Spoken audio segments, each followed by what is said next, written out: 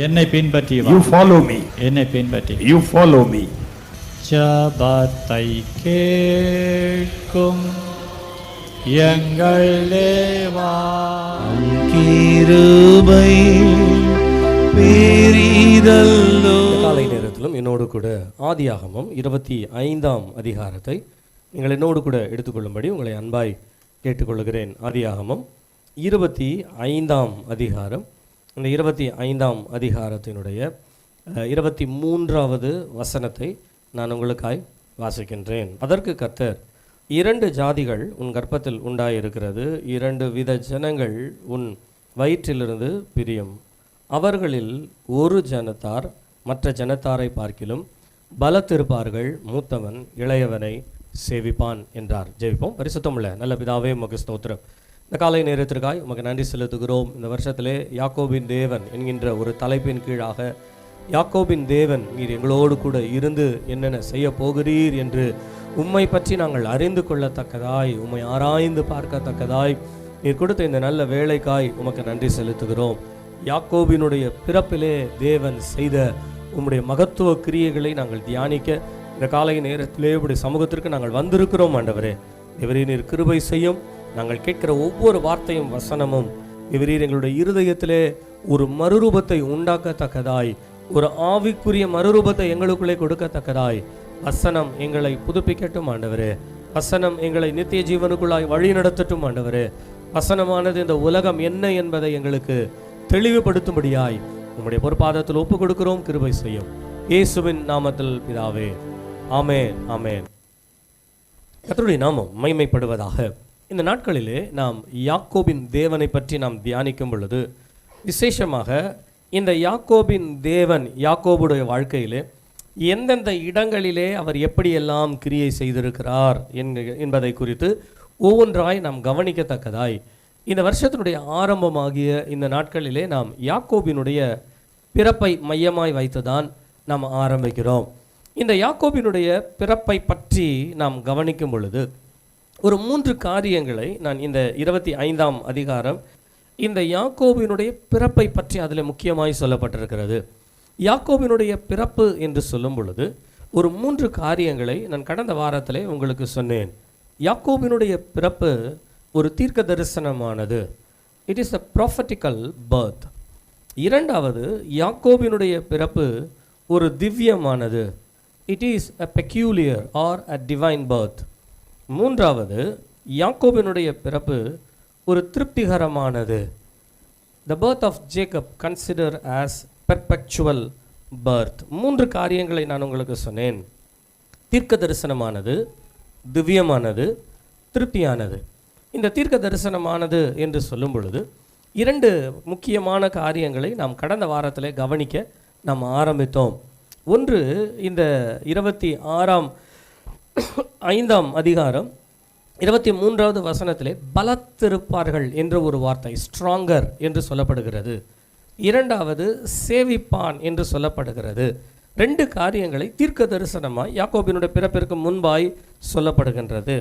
முதலாவது, கடந்த வாரத்திலே நாம் கவனித்தோம், யாக்கோபினுடைய பிறப்பிலே காணப்படுகிற தீர்க்க தரிசனம் என்னவென்று சொன்னால், அவன் பலத்தவனாயிருப்பான். உலகத்திலே உலகம் யாக்கோபிற்கு முன்பாக அநேக இடங்களிலே தன்னை பலத்ததாய் காண்பித்ததாய் இருந்தாலும், ஆனால் ஒரு குறிப்பிட்ட காலம் வரும் பொழுது வேதம் தீர்க்க தரிசனத்துடன் நிறைவேறுதலுக்காக எவைகளெல்லாம் யாக்கோபிற்கு விரோதமாய் பலத்து வந்ததோ அவைகளை எல்லாவற்றையும் யாக்கோபு பலத்தவனாய் ஜெயிக்கத்தக்கதாய் தேவன் யாக்கோபை நடத்தின காரியங்களை கடந்த வாரத்திலே நாம் கவனித்தோம். இன்றைக்கு இரண்டாவது ஒரு காரியமாக நீங்கள் இந்த 23வது வசனத்தை வாசிக்கும் பொழுது, மூத்தவன் இளையவனை சேவிப்பான் என்று சொல்லப்படுகிறது. மூத்தவன் இளையவனை சேவிப்பான். அதை இப்படி கூட மாற்றி சொல்லலாம், பலத்தவன் என்று சொல்லப்படுகிற, பலமுள்ளவன் என்று உலகத்திலே காணப்படுகிறவன் பலவீனன் என்று எண்ணப்படுகிறவனை சேவிப்பான் என்ற ஒரு வார்த்தையோடு கூட யாக்கோபை பற்றி தீர்க்க தரிசனம் சொல்லப்படுகிறது. கர்த்தருடைய நாமம் மகிமைப்படுவதாக. நான் கடந்த வாரத்தில் நான் உங்களிடத்தில் ஒரு கேள்வி கேட்டேன், உங்களுக்கு ஞாபகம் இருக்கும்னு நினைக்கிறேன். நீங்கள் இந்த ஏசா யாக்கோபினுடைய வாழ்க்கையை நீங்கள் வாசித்தீங்க அப்படின்னு சொன்னால், எல்லா இடங்களிலும் ஏறக்குறைய ஏசா பலத்தவனை போல ஏசாவுக்கு இணங்கி போகிறவனை போல தான் யாக்கோபினுடைய ஒவ்வொரு வாழ்க்கையினுடைய ஸ்டெப்ஸும் இருக்குது. ஆனால் யாக்கோபை பற்றி தீர்க்க தரிசனம் என்ன சொல்லுகிறது என்று சொன்னால், யாக்கோபு ஏசாவை சேவிக்க மாட்டான், ஏசா தான் யாக்கோபை சேவிப்பான் என்று சொல்லப்படுகிறது. ஆனால் பிக்சர் பார்க்கும் பொழுது அல்லது இந்த யாக்கோபினுடைய சம்பவத்தை நாம் வாசிக்கும் பொழுது சில இடங்களிலே யாக்கோபு குனிந்து போன சம்பவங்கள் எல்லாம் நமக்கு தெரியும். நீங்கள் 32 அதிகாரத்தை வாசிங்க அப்படின்னு சொன்னால், இந்த 32ஆம் அதிகாரத்தில் யாக்கோபை பற்றி எழுதப்பட்டிருக்கிறது. யாக்கோபை ஏசா சந்திக்க வருகிறான் என்று தெரிந்து தூரத்தில் ஏசாவை பார்த்த உடனே 33ஆம் அதிகாரத்தினுடைய ஆரம்பத்தில் நீங்கள் வாசித்தீங்கன்னா 7 முறை என்ன பண்ணாரா, இவர் குனிந்து சகோதரனுக்கு வந்தனம் செலுத்தி வந்தார். அப்படி தான் பைபிளில் இருக்குது. ஆனால் யாக்கோபை பற்றி தீர்க்க தரிசனம் என்ன எழுதியிருக்குதுன்னா, யாக்கோபு சேவிக்க மாட்டான், ஏசா தான் சேவிப்பான். நம்ம கூட சில நேரங்களில் இன்றைக்கு கூட அப்படிதான், எதை தேவன் நமக்கு வாக்குத்தத்தம் பண்ணினாரோ இந்த வாக்குத்தத்தத்திற்கு ஏற்றதை போல நம்முடைய வாழ்க்கை இராதபடிக்கு, நான் உங்களுக்கு 28ஆம் அதிகாரத்தில் வாசித்தீங்கன்னா ஏசாவுக்கு பயந்து ஓடுகிற ஒரு ஓட்டம், 32 33ஆம் அதிகாரத்தை வாசிக்கத்தான் ஏசாவிற்கு விலகும்படியாய் பயந்து இருக்கும்படியாய் ஏசாவை வணங்கின சம்பவம். நீங்கள் இதற்கு பின்பாக இஸ்ரவேல் ஜனங்களுடைய வாழ்க்கையில் வாசித்தீங்கன்னா, நீங்கள் என்னாகமம் 20ஆம் அதிகாரம் 14 18 வசனங்களை நீங்கள் வாசிப்பீர்களானால், அங்கே மோசேயு இஸ்ரவேல் ஜனங்களை வழி நடத்தும் பொழுது ஏதோம் என்கின்ற ஏசாவினுடைய பட்டணத்தை கடந்து போக வேண்டியிருக்கிறது. இப்போ இந்த தேசத்தை கடந்து போக வேண்டும் என்று சொன்னால் இந்த மோசே என்ன பண்ணார், ஒரு ஆட்களை அனுப்பி ஏதோமின் ராஜாவின் இடத்துல பேசுகிறார்.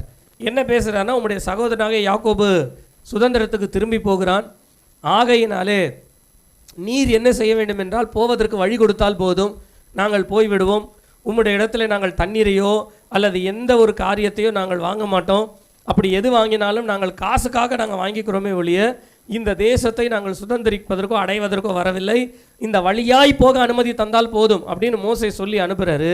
ஆனால் ஏதோம் ராஜா விடலை, வந்தனா யுத்தம் நடக்கும்ட்டார். அப்போ அந்த இடத்துல கூட இஸ்ரவேலர் ஏதோமியருக்கு இணங்கி வணங்கி போவதை போல அவர்கள் வேறு வழியாய் போனார்கள். அப்படிதான் இருக்கு, அவர்கள் வேறு வழியாய் போனார்களாம். கர்த்தருடைய நாமம் மகிமைப்படுவதாக. நீங்கள் இதையும் தாண்டி நீங்கள் மத்தேயு எழுதின சுவிசேஷத்தை நீங்கள் வாசிப்பீர்களானால் இயேசு கிறிஸ்துவினுடைய வாழ்க்கையில் கூட நீங்கள் அதை வாசிக்கலாம். இயேசு கிறிஸ்துவனுடைய வாழ்க்கையில் ஏரோது என்று சொல்லப்பட்ட ஏதோமிய வம்சத்தை சார்ந்தவன் இயேசுவை கொலை பண்ணும்படியாய், அதே நேரத்தில் இயேசு கிறிஸ்து சிலுவையிலே அறையப்படும்படியாய் வருகின்ற அந்த காலகட்டத்தில் ஏரோது இடத்துல வந்து நின்றார் என்று சொல்லப்படுகிறது. நீங்கள் யோவான் ஸ்நானனுடைய வாழ்க்கையை வாசித்து பாருங்களேன். யோவான் ஸ்நானன் கொலை செய்யப்பட்டது, தலை துண்டிக்கப்பட்டதுக்கு காரணம் ஒரு ஏதோமியன். நீங்கள் இதையும் தாண்டி அப்போஸ்தலருடைய வாழ்க்கையில் நீங்கள் வாசித்து பாருங்கள். அநேக இடங்களிலே ஏதோமியர்கள் யூதர்களுக்கு இணங்கினவர்களாய் இருந்து கிறிஸ்தவர்களை, இயேசுவை ஏற்றுக்கொண்டவர்களை துன்பப்படுத்தின சம்பவங்கள் எல்லாம் வேதத்தில் இருக்கிறது.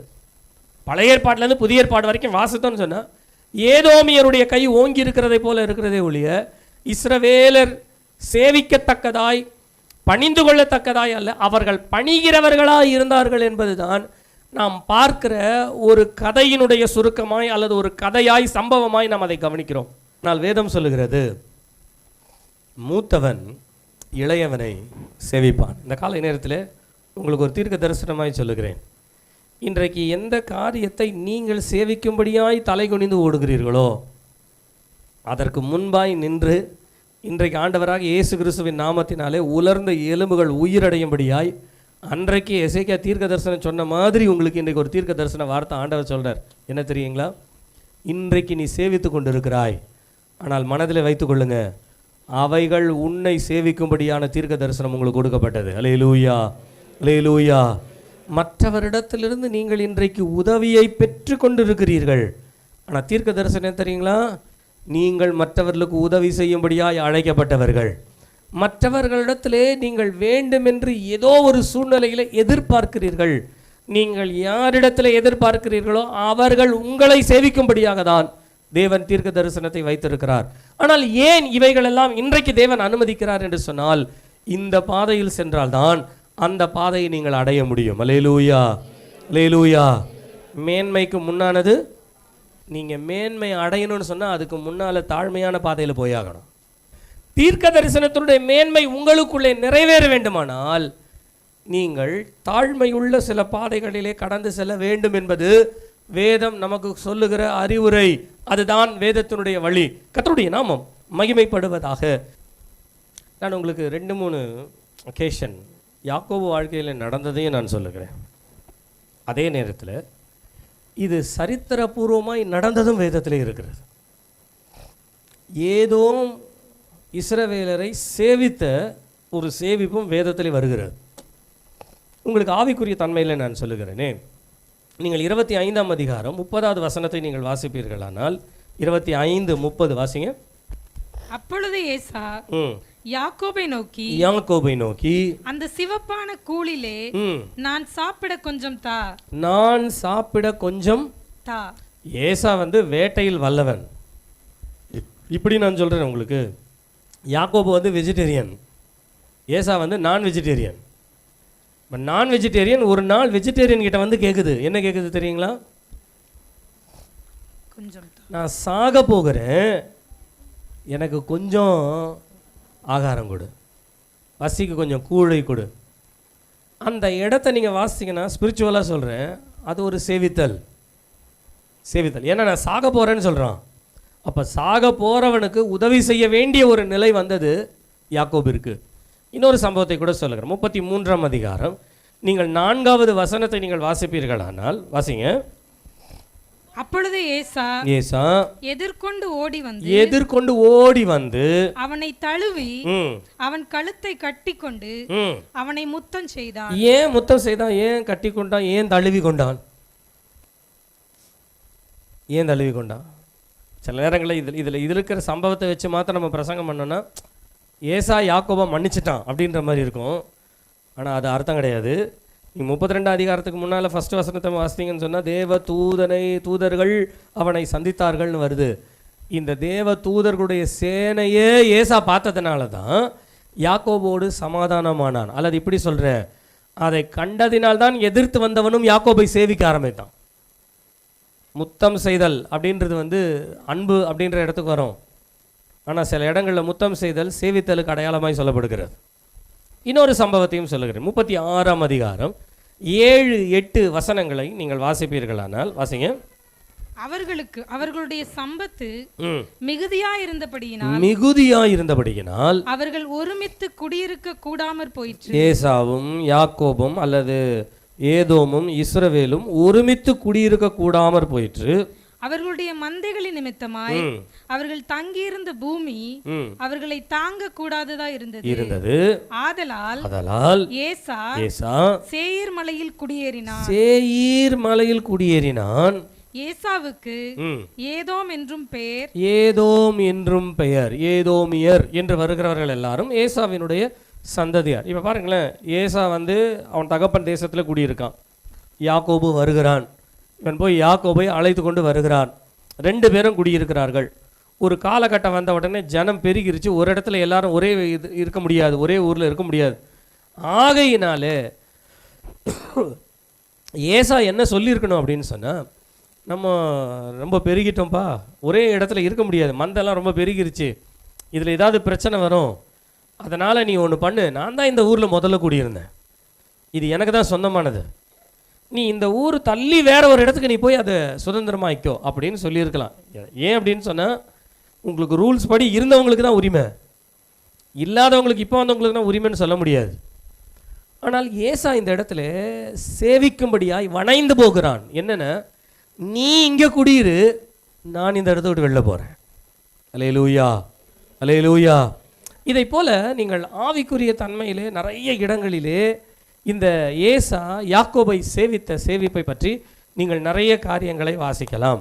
அதே சூழ்நிலையில் நீங்கள் இந்த சரித்திரபூர்வமான சில சம்பவங்களை நீங்கள் வாசிப்பீர்களானால், இந்த சரித்திரத்திற்கு ஏற்றபடி அல்லது சரித்திரத்தின்படியாய் தேவன் ஒரு காரியத்தை நமக்கு சொல்லியிருக்கிறார் என்றால் 2 விதங்களிலே அது நிறைவேறும். ஒன்று சரித்திரபூர்வமாக நிறைவேறும், இன்னொன்று ஆவிக்குரிய ரீதியில் நிறைவேறும்.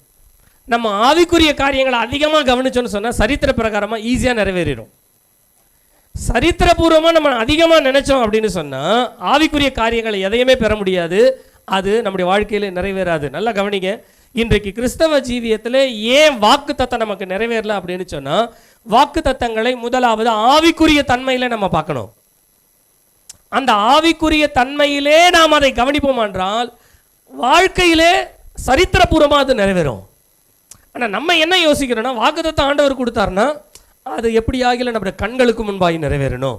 கர்த்தாவே நீர் சொன்னீரே இது நிறைவேற்றும், கர்த்தாவே நீர் சொன்னீரே நிறைவேற்றும். ஆனால் ஆவிக்குரிய ரீதியிலே பார்க்க வேண்டும். இன்றைக்கு நாம் அதையும் கவனித்து விட்டு தான் நாம் முடிக்க போகிறோம். கர்த்தருடைய நாமம் மகிமைப்படுவதாக.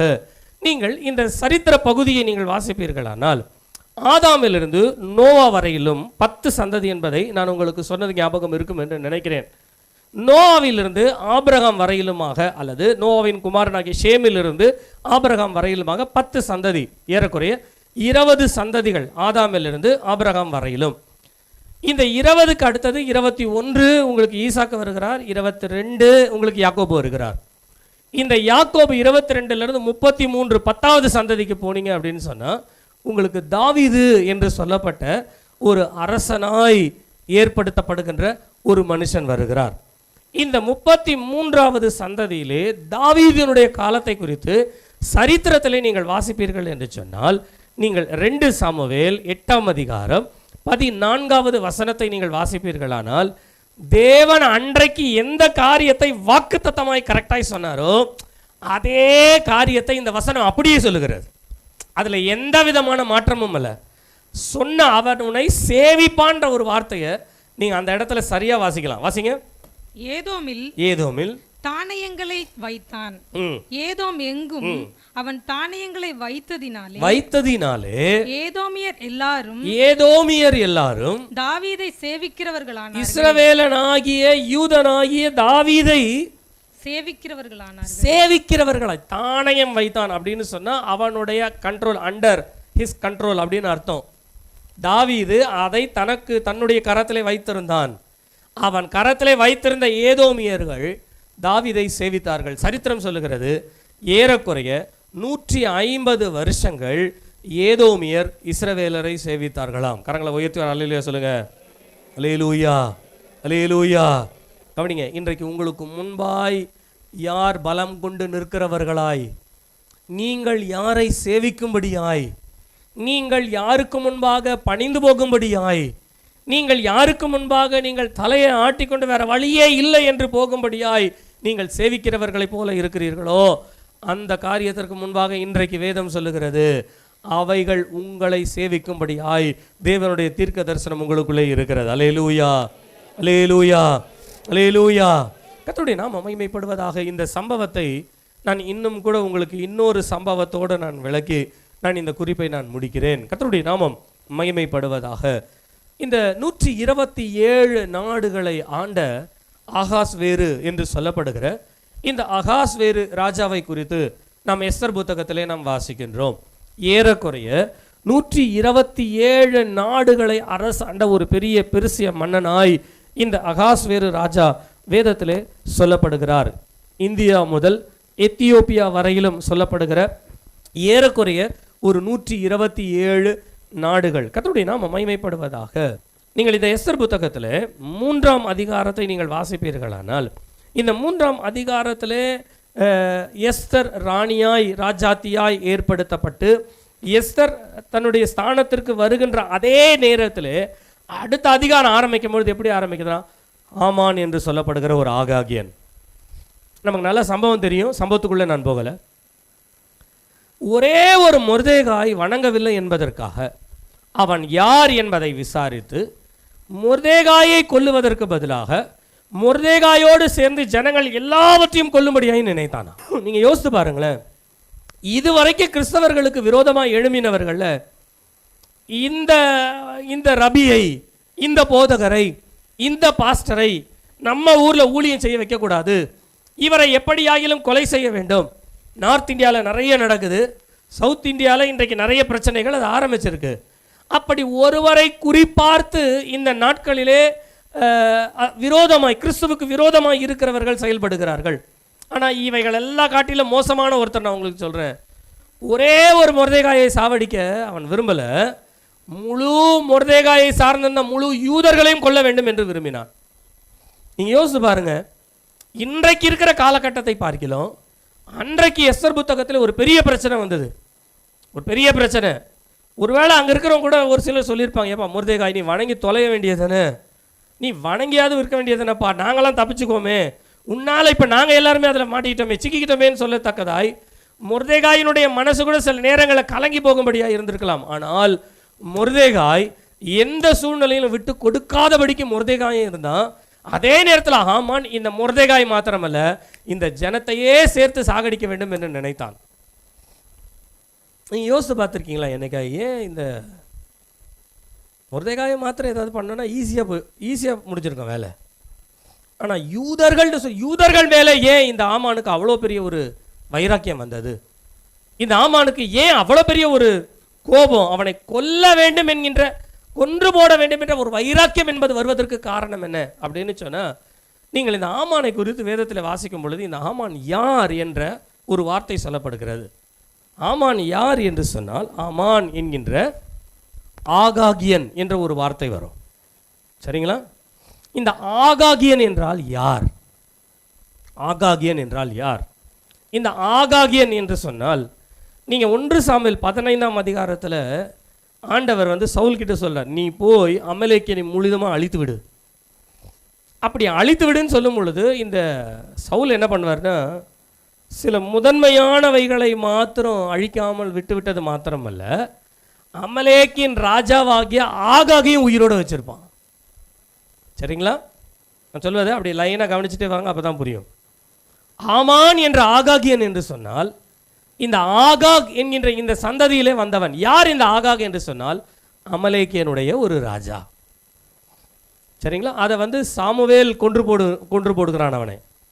அப்போ இந்த ஆமான் எந்த வம்சத்தில் எந்த வழியிலே வந்தான்? ஆகாக் என்று. இந்த ஆகாகை கொன்று போட்டது யாரு? இஸ்ரவேலர், சாமுவேல். இந்த ஆகாக் யாருன்னா அமலேக்கியனுடைய சந்ததியிலே வந்த ஒரு ராஜா. இந்த அமலேக்கன் சொல்லப்படுற அமலேக் யாரு அப்படின்னு சொன்னா, எலிபாஸ் என்று சொல்லப்படுகின்ற ஒரு வம்சத்தில் வந்தவன். இந்த எலிபாஸ் யார் என்று சொன்னால் ஏசாவினுடைய குமாரன். ஏசா, எலிபாஸ், அமலேக், ஆகாக், ஆமான். இப்போ சிம்பிளாக சொல்லுவோமே, ஆமான் எதை சார்ந்தவன்? ஏசாவை சார்ந்தவன். மொர்தெகாய் எதை சார்ந்தவன்? இஸ்ரவேலை சார்ந்தவன். இதனால தான் ஒரு நல்ல சான்ஸு முழுசையும் அழிச்சணும். நீங்கள் இயேசு கிறிஸ்து காலத்தில் கூட எடுத்துக்கொள்ளுங்களேன், 2 வயதிற்கு உட்பட்ட குழந்தைகள் எல்லாத்தையும், யூத குழந்தைகள் எல்லாவற்றையும் கொல்லுவதற்கு யார் அனுமதி கொடுத்தா அப்படின்னு சொன்னால் ஏரோது. ஏரோது யார் அப்படின்னு சொன்னால், ஏசாவின் வம்சத்தை சார்ந்த ஏதோமியரை ஏரோதியர் என்று சொல்லுவார்களாம். இந்த ஏரோது, ஏசு அல்லது ஏசா, யாக்கோபு என்கின்ற இந்த பிரச்சனை அன்றைக்கு ஆரம்பித்தது மாத்திரமல்ல, இன்றைக்கு வரையிலும் இருக்கிறது. அல்லேலூயா, அல்லேலூயா.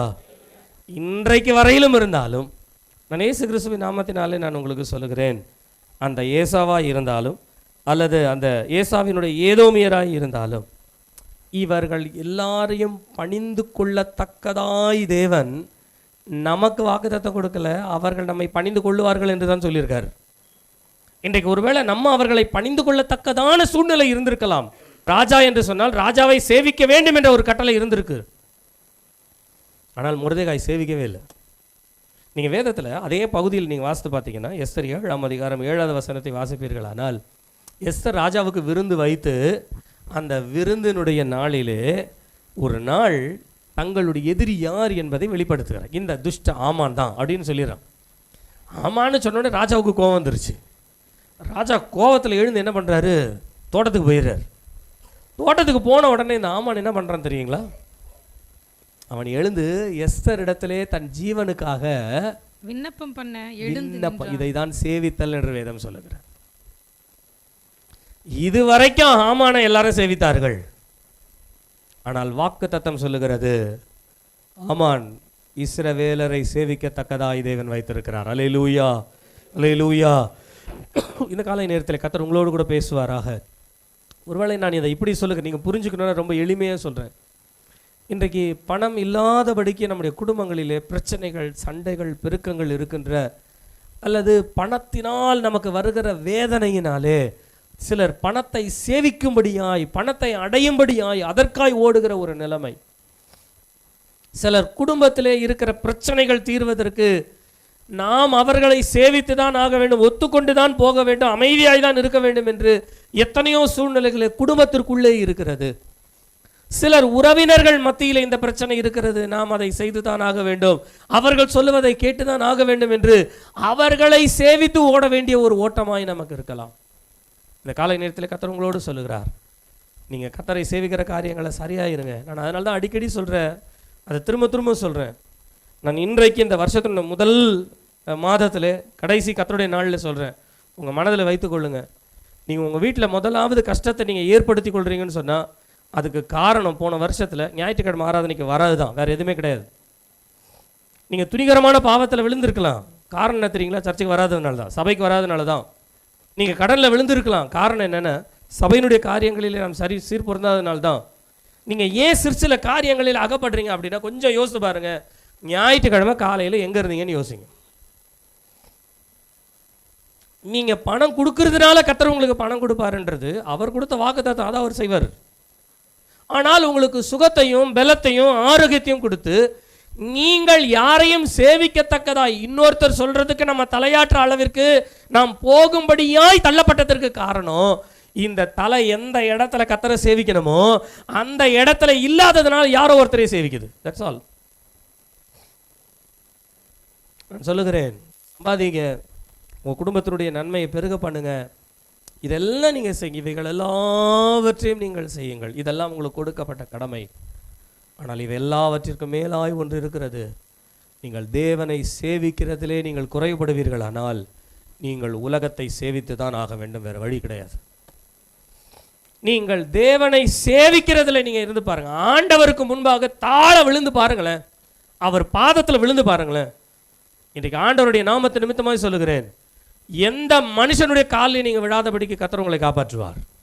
ஆமென் சொல்லுங்க, சத்தமாக ஒரு அல்லேலூயா சொல்லுங்க. அல்லேலூயா, அல்லேலூயா. இன்னைக்கு மனிதர்களுடைய காலில் விழுறதுக்கு காரணம் என்னன்னா, ஆண்டவருடைய காலில் விழுறது கிடையாது. தேவனை தேடுகிறதிலும், தேவனுக்குரிய காரியங்களிலும், தேவனை நாடுகிறதிலும், அவரை ஆராதித்து சேவித்து அவரை கனப்படுத்துவதிலும் உங்கள் வாழ்க்கையில் நீங்கள் தனிப்பட்ட விதத்தில் சரியாக இருந்து பாருங்களேன், உங்களை எந்த இடத்துலையும் ஆண்டவர் வெட்கப்படும்படியாக விடவே மாட்டார். அல்லேலூயா, அல்லேலூயா. கர்த்தரை சேவிக்கிறவர்கள் எந்த இடத்திலும் மனிதனை சேவித்ததாய் சரித்திரமே கிடையாது. வேதம் சொல்லுகிறது, இயேசு கிறிஸ்துவே எப்படி வளர்ந்தார் தெரியுங்களா? தேவனுடைய கிருபையிலும் தயவு தன்னால வந்தது, அவர் போய் சேவிக்கல. இன்னைக்கு சேவிச்சாதான் தயவு கிடைக்குது. காரணம் என்னன்னா, ஆண்டவரோடு இருக்கிற கிருபை, சேவித்தல் நம்முடைய வாழ்க்கையில் பலப்பட வேண்டும். அல்லேலூயா. யாக்கோபினுடைய வாழ்க்கையிலே அவனுடைய பிறப்பை குறித்து ஒரு தீர்க்க தரிசனம் சொல்லுகிறது, அவன் பலத்தவனாயிருப்பான், அவனை அவனுடைய சகோதரன் சேவிப்பான். நீங்கள் யோசித்து பாருங்க, யோசேப்பினுடைய வாழ்க்கையில் அப்படியே நடந்தது. சகோதரன் சேவிப்பான் என்று சொல்லும் பொழுது அந்த சேவித்தல் அப்படியே நடந்தது. கர்த்தருடைய நாமம் மகிமைப்படுவதாக. எனக்கு அருமையான கர்த்தருடைய பிள்ளைகளே, இந்த நாட்களிலே இப்பொழுது நடைபெற்று கொண்டிருக்கிற எல்லா சூழ்நிலையும் நீங்கள் எடுத்தீர்களானால் எல்லாவற்றிலும் நாம் சேவிக்கிறதை போல தான் காரியங்கள் எல்லாம் நமக்கு எதிராக இருக்கும். ஆனால் வேதம் சொல்லுகிறது, உங்களுக்குள்ளே ஒரு தீர்க்க தரிசனம் உண்டு. நீங்கள் பிறப்பதற்கு முன்பாகவே, நீங்கள் இந்த உலகத்திற்கு வருவதற்கு முன்பாகவே தேவன் ஒரு உன்னத தீர்க்க தரிசன நோக்கத்தை வைத்திருக்கிறார். உலகத்திலே உள்ளவர்கள் உங்களை சேவிப்பார்களே ஒழிய நீங்கள் உலகத்தை சேவிக்க மாட்டீர்கள். அல்லேலூயா சொல்லுங்க. அல்லேலூயா, அல்லேலூயா. ஆத்துமாவே கர்த்தரை ஸ்தோத்தரி, என் முழு உள்ளமே அவருடைய பரிசுத்த நாமத்தை ஸ்தோத்தரி. என் ஆத்துமாவே கர்த்தரை ஸ்தோத்தரி, கர்த்தர் செய்த சகல உபகாரங்களையும் மறவாதே. ஆமே, ஆமே. நம்முடைய கர்த்தராகிய இயேசு கிறிஸ்துவுடைய கிருபையும் பிதாவாகிய தேவனுடைய அன்பும் பரிசுத்த ஆவியானுடைய ஐக்கியமும் சிநேகமும் நம் அனைவரோடும் சகல பரிசுத்தவான்களோடு கூட கர்த்தருடைய வருகை மட்டும் இருப்பதாக. ஆமென், ஆமென். அல்லேலூயா, அல்லேலூயா, அல்லேலூயா. கர்த்தருக்கு ஸ்தோத்திரம். கர்த்தர் உங்களை ஆசீர்வதிப்பாராக, உங்களோடு கூட இருப்பாராக. Amen, amen. Praise the lord. என்னை பின்பற்றி வா. You follow me. என்னை பின்பற்றி You follow me. ஜெபத்தை கேட்கும் எங்கள் தேவா.